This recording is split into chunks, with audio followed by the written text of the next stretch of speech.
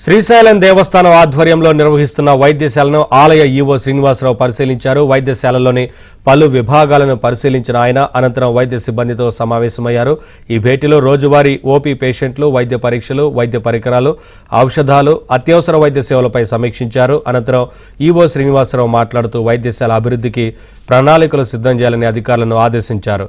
వైద్యశాల అభివృద్ధి, మెరుగైన వైద్య సేవలకు చేపట్టాల్సిన చర్యలపై తగు నివేదికలు సమర్పించాలన్నారు. అలాగే వైద్యశాలలో ఉన్న అల్ట్రాసౌండ్ స్కానింగ్ పరికరానికి వెంటనే మరమ్మతులు చేయించాలని ఈవో అధికారులను ఆదేశించారు.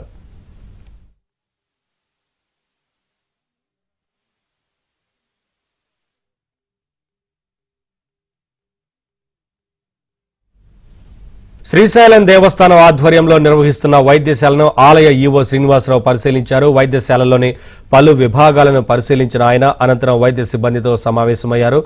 ఈ భేటీలో రోజువారీ ఓపీ పేషెంట్లు, వైద్య పరీక్షలు, వైద్య పరికరాలు, ఔషధాలు, అత్యవసర వైద్య సేవలపై సమీక్షించారు. అనంతరం ఈవో శ్రీనివాసరావు మాట్లాడుతూ వైద్యశాల అభివృద్ధికి ప్రణాళికలు సిద్ధం చేయాలని అధికారులను ఆదేశించారు.